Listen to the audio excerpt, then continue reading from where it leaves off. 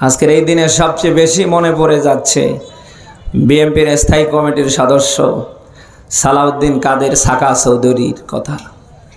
তিনি ওই সময় মাননীয় আদালতকে বলছিলেন, মাননীয় আদালত, এই আন্তর্জাতিক অপরাধ ট্রাইব্যুনাল যেন বন্ধ না হয়, এটা যেন চালু থাকে। যে আদালতে আজকে আমি সালাউদ্দিন কাদের সাকা চৌধুরীর রায় হয়েছে, এই আদালতেই আবার হাসিনার একদিন ফাঁসির রায় কার্যকর হবে। যদিও তিনি নেই, মনে হচ্ছে যে তিনি এই দৃশ্য তখন নিজের চোখে দেখে দেখে যেন বলছিল। বলেন না কেন? নিজের বানানা অপরাধ ট্রাইব্যুনালে আজকে তাকে সহ স্বরাষ্ট্রমন্ত্রী আসাদুজ্জামান খান কামাল দুজনার ফাঁসির রায় ঘোষণা হয়েছে। বলেন না কেন?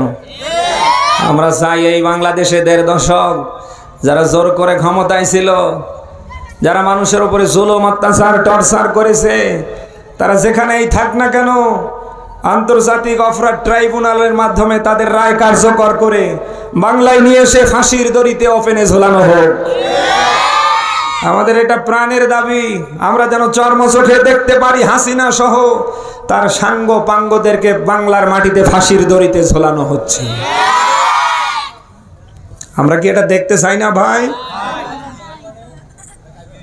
শয়তানরা এই 1.5 দশকে এত কিছু করে গিয়েছে, এখনো তাদের খাহেশ মেটেনি। তারা বরাবরই দিল্লি থেকে দেশের ভাবমূর্তি নষ্ট করবার জন্য বারবার প্রচেষ্টা চালাচ্ছে। এক শয়তান দেখলাম দিল্লি থেকে ভিডিও কলে দেশের তার রেখে যাওয়া অসহায় নেতাকর্মীরে বলছে আগামীকাল সারা দেশ জুড়ে শাটডাউন। আওয়ামী সন্ত্রাসীদের এই শাটডাউন কি আমরা এই দেশে চলতে দিতে পারি?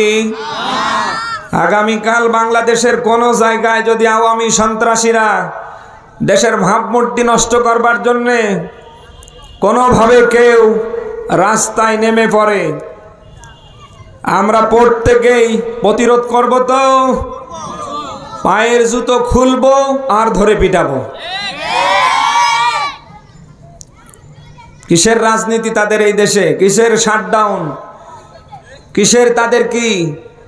এই দেশটাতে তারা কিছু রেখে গিয়েছে? 1.5 দশক এই দেশটা যেন তারা ফোগলা করে চলে গেছে। বলেন না কেন? এত কিছু করার পরেও এখনো খাহেশ মেটে না। ওই দিল্লি থেকে এই দেশের ভাবমূর্তি নষ্ট করবার প্ল্যান পরিকল্পনা না করে আপনি এখানে আসেন, জনগণ কেউ পায়ের একটা জুতো সামনে রাখবে না।